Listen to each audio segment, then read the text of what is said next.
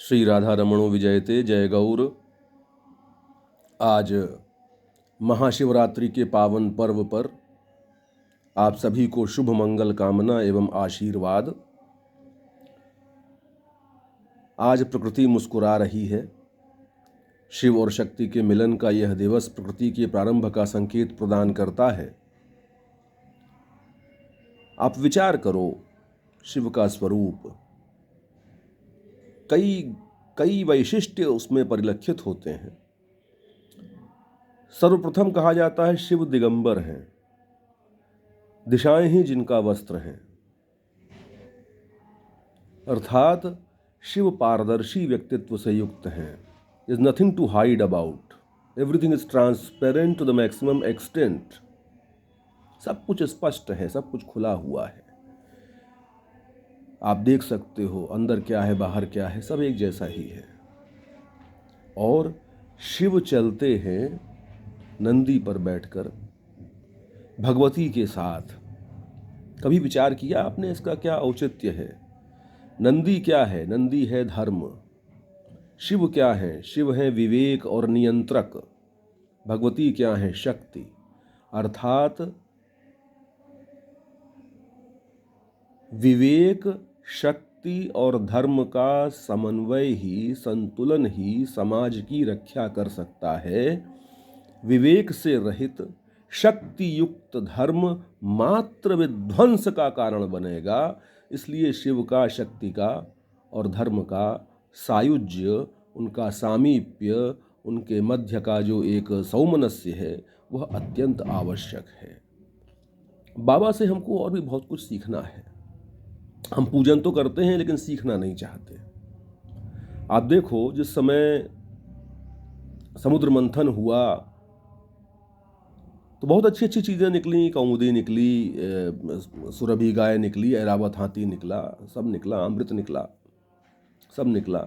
लेकिन सर्वप्रथम क्या निकला? हालाहल विष निकला। हम सभी अपने जीवन में जो श्रेष्ठ है, जो सहज है, जो उत्तम है, जो स्वीकार्य है, जो आकर्षक है, जो उत्तम है, उसको ग्रहण करना चाहते हैं। जो विद्रूप है, जिसको ग्रहण करने से समाज के प्रति हमारे दायित्वों की पूर्णता होगी, ऐसा कोई कार्य करने में हमें रुचि नहीं होती है। अब अनुसंधान प्रारंभ हुआ कि भाई किसको दिया जाए, विष कौन ग्रहण करेगा? तो हमारे बाबा भोलेनाथ हैं, उनके सामने ये प्रस्ताव गया कि हे बाबा, संसार इस विष की अग्नि में जल करके ध्वंस हो जाएगा, भस्म हो जाएगा, भस्मीभूत हो जाएगा, आप इसको ग्रहण करो। तो देखो, यहाँ पर एक और सूक्ष्म सूत्र भी आता है। बाबा ने निर्णय करने के पहले अपनी पत्नी भगवती पार्वती की ओर दृष्टिपात किया। भगवती ने मौन स्वीकृति प्रदान की। अर्थात अपने जीवन में कोई महद कार्य करना चाहते हो तो अपनी पत्नी की स्वीकृति अवश्य प्राप्त करो, उसकी सहमति प्राप्त करो। उसके विरोध से कैसे कोई कार्य कर सकते हो? अब बाबा के सामने बड़ा संकट ये उत्पन्न हुआ कि उस विष का क्या करें। हृदय में धारण कर नहीं सकते, क्योंकि वहां पर तो साक्षात वासुदेव विद्यमान है, नारायण विद्यमान है।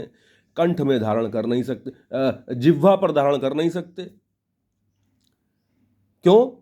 क्योंकि वहां पर तो ठाकुर जी का नाम है, सदैव नाम जब चलता रहता है। देखो, कहीं कोई भेद नहीं है। शिव कृष्ण के उपासक हैं, कृष्ण शिव के उपासक हैं, सब एक दूसरे की उपासना करते हैं। तो उन्होंने कहा ऐसा करते हैं कि मैं इस विष को अपने कंठ में धारण कर लेता हूं। इतने हालाहल विष को जब कंठ में धारण किया तो कंठ नीला हो गया। तच्च शंभोर विभूषणम तप्यन्ते लोकतापेन साधवः प्रायशो जनाः परमाराधनम तद्धि पुरुषस्याखिलात्मनः। औरों के कष्ट को देखकर जिसके हृदय में ताप उत्पन्न होता है, हृदय द्रवीभूत हो जाता है, वास्तव में वही संत है। कपड़े का कोई लेना देना नहीं है। बाबा ने अपने कंठ में धारण कर लिया। महापुरुष वही है जो औरों के कष्ट को देख करके द्रवीभूत हो जाए, उसको दूर करने की दिशा में आगे बढ़े। हम भी कुछ सीख लें। विष धारण करने की हमारी सामर्थ्य न हो, किंतु औरों के जीवन को विषयुक्त बनाने से तो हम बच सकते हैं ना। तो प्रत्येक प्रकार का पूजन संपन्न करिए, प्रत्येक प्रकार का कार्य संपन्न करिए, किंतु अपनी मानवीयता को नष्ट मत करिए। और बाबा तो 2 बूंद आंसू के अभिषेक से प्रसन्न हो जाते हैं। हृदय को पारदर्शी बना करके रखेंगे, तब बाबा आपके ऊपर कृपा करेंगे। आज इस महाशिवरात्रि के पावन पर्व पर शिव और शक्ति के अद्भुत मिलन के अवसर पर प्रकृति खिलखिला रही है, वातावरण उत्तम है। आप सब भी पूजन संपन्न करें। और एक बात मैं और कह दूं, यदि आप काम्य कर्म कर रहे हैं, किसी प्रकार की कोई विशेष अपेक्षा है, तो रुद्राभिषेक का कार्यक्रम रात्रि में 7:40 के उपरांत प्रारंभ करेंगे तो अधिक विशेष लाभ की प्राप्ति होगी। आप सभी को पुनः मंगल कामना एवं शुभ आशीर्वाद। श्री राधा रमणो विजयते। जय गौर।